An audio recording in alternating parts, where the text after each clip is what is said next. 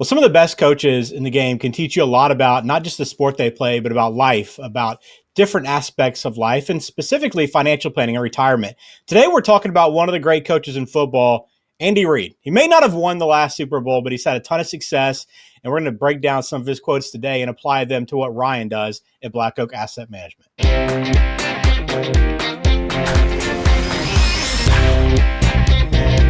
Welcome in. Glad to have you on the show once more. I'm Ben George with Ryan Ledden. He is president and financial coach, also a certified financial planner over at Black Oak Asset Management. Ryan, I love the sports topics we cover. I know as a former athlete yourself and a father of a couple of blooming athletes right now. I know this is great because you learn so much from coaches. You do, and then there's always those few that stick out. Obviously, there's a lot of them that have impact, but if you just go back and think of your sports career, however long or short that may have been, you always have one or two that stick out, that resonate a little bit more. Maybe they communicated a little bit different. They may be saying the same thing as somebody else, but just saying it a little bit different, and it resonates. And so all those all us former has-beens have those coaches who were really instrumental in moving us along, whether it was in our sports career or obviously still today. Who's the one coach you remember? So there's several, but one, it was mainly when I was with in the Pirates organization. So I went from the Tampa Bay organization and got traded to the Pirates organization, and new organization. So I went down to spring training even earlier than when spring training opened. And there were some guys at the complex, called it Pirate City down there in Bradenton. And we were out there working out, and the minor league pitching coordinator, Marty Demerit was his name. He was a big league pitching coach for years and years and years. And he was our minor league coordinator, and he saw me pitching on the side over there and just came up and started working with me. And he was a very quirky guy, to say the least, but love that guy. And the things he said, it just resonated. He kind of took me under his wing, and I think my career kind of took a different path there just because of Marty. So I would love to know where that guy is today. I love that. That's great. Well, I know we've all been impacted by coaches, and we're going to break down Andy Reid today. He's been one that I know the last game didn't go as he wanted, but the Chiefs, and everybody's trying to write them off now. Dynasty's over, but they're still an incredible team, and they've had an incredible run. And Coach Reid's had some great quotes. So as we go through this today, remember blackoakam.com is where you can find everything, but also book a time to talk with Ryan at speakwithryan.com. You can start that process of building out your retirement and your financial future with Black Oak Asset Management. All right, Ryan. So we got a few quotes. I want to just kind of take these and talk about how we can build a winning retirement plan out of these quotes. And they're all very good and spot on. But let's start with this one. Every play is an opportunity. You want to make every snap count. I love the coaches that really dial into this. They're worried about every single snap, not the big picture, but the little things, right? Yeah, so true. And even me now being a coach of my kids' teams, and again, like you mentioned in the beginning of the show, I like to call myself a financial coach as well, because that's essentially what we are. So yeah, the small fundamental things, and you take pitch by pitch or play by play, like Andy Reid, snap by snap. You just try to break it down, because especially sports are so mental, and especially on the baseball and softball side of things, but they're so mental that if you get caught up in the what ifs and this and that and all these scenarios, then you kind of lose sight of that goal, what you're trying to do and trying to accomplish. But if you just try to break these things down in one play at a time, one snap at a time, and when it comes to financial planning, basically, $1 at a time. You making financial decisions. These small decisions continue to build and build and build. Whether that's good financial decisions or bad financial decisions, they tend to magnify themselves over time. So, every play is an opportunity. I tell our girls on our softball team that we coach, like, every pitch, it only takes one pitch. I mean, you could be down and out, and you have that one swing and you connect, and that can just change your mindset for the entire day or for the entire season. You never know. But, when it comes to financial decisions, like behaviors, and I tell people I'm more of a behavior coach than really anything, and especially in the CFP world, the exam I took, they're focusing more on behavior finance. And essentially that's what this quote is really talking about, is little small behaviors at a time. even using parallels as far as diet and eating right. They tell people to write down everything that you eat. That's how you really keep track of what you're doing. Now, some people think that may be overkill, and in the beginning, it's probably not. And so it's almost the same way as tracking your spending. I know there's apps galore and there's things that you can track, and that's great. But sometimes just getting a yellow pad out and tracking everything that you do and spend, it can be eye opening, because when you have to physically write it down, it just resonates a little bit different. So same thing with budgeting, same thing with diet, same thing in sports. If you just break it down to the small things, if you just keep doing the small things over and over and over and over again, it's going to lead to big things down the road. So make every snap count, make every dollar count. Yeah, every dollar is an opportunity. If you spend it, you no longer can have that to work for you. So something to keep in mind. All right, this next one is kind of similar vein, but we don't focus on the scoreboard. We focus on the next play. And I've heard a lot of the great coaches talk about that, Ryan. It's like, every play, and you see the great ones get angry when it's a 40-point. We've seen Kirby Smart do it. We've seen Nick Saban do it. It can be a blowout. It could be the late fourth quarter. You make one mistake and you're like, why is he getting so worked up about that? But every chance to get better is an opportunity to improve. And that's kind of like this, right? You don't want to focus on the scoreboard, focus on what you're doing. Yeah, and I think Nick Saban really set the tone with that. I mean, like you said, there'd be 2 minutes on the clock and they're up by 3 touchdowns, and he's still just coaching his tail off. And I think it did. Obviously, Kirby's standing right there next to him for years and years and years as his DC at Alabama. But it is. I mean, if you focus on the scoreboard, or if you focus on your stats, it's those are a lot of things that sometimes you cannot control. I mean, you are where you are in that game, or you are where you are with your finances, and there's really only the next thing that you can do, the next play, the next decision you can do. And if you just simplify things and break it down as far as that, you will be successful. It's just a lot of small activity that will, again, eventually lead to those bigger and bigger decisions. So again, if you focus on things that you cannot control what the stock market does every single day. You can't. You absolutely can't. I can't. No one can.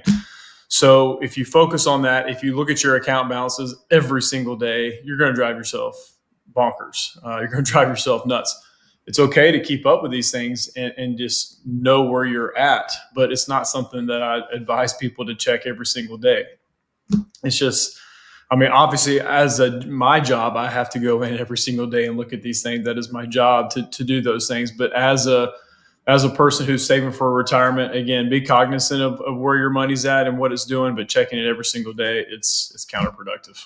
All right, next quote, Ryan. There's always something to learn, even from a loss. This is a good one. I know. Look, we are going to take setbacks financially, right? It's going to happen, whether it be the market, or we have a major expense, or a health issue comes in and takes a lot of money out of our bank account. There's a lot of different reasons here, but figuring out how you can move forward from that loss is a tough thing to do. But there's always something you can learn. Yeah, it's almost that's where you learn the most is your failures usually, and that's again with almost anything. It's funny. This analogy just popped in my head with my daughter. Loves to make chocolate chip cookies. She's got a sweet tooth and she loves baking them, but she did several batches of them the last few months, and some of them were really bad. And she learned like, oh, okay. Like she was trying to make them like crumble cookie, and it's just not that easy. So she would put like large amounts of dough, and all it did was just like splatter everywhere. But then she's like, okay, I can't do this. I can't do this. And now she's like really, really good at them, but she learned from her failures. Same thing looking at video. You learn a ton from, okay, that this was a bad at bat, or this was a bad swing, or this, my footwork was bad on this pass. And you can learn from that stuff. Sure, you can learn from the good ones, but the bad ones are a lot of times what you learn from. When it comes to finances, you just need to know the risk that you're getting in. There's a risk with anything. What's the band? What's the range of that risk? I've sat down with people before that had a huge amount of individual single stock for maybe a company that they work for, and it ended up going almost belly up. And there's been a few of those in our past of knowing seeing how great the stock was, it looked like a no-brainer, and then all of a sudden it goes kaput, and that's a big mistake that you have to learn from. Probably very, very tough to swallow, but you have to learn from those things. And the same thing goes from finances, whether it was making a bad financial decision or a bad investment, or you heard this stock tip from somebody and you bought into it and then it went under. So you just learn from those things. Hard losses sometimes to learn from, but it's part of it, and you learn from it and just continue to move forward. Going back to these other quotes that he said, next play, next play.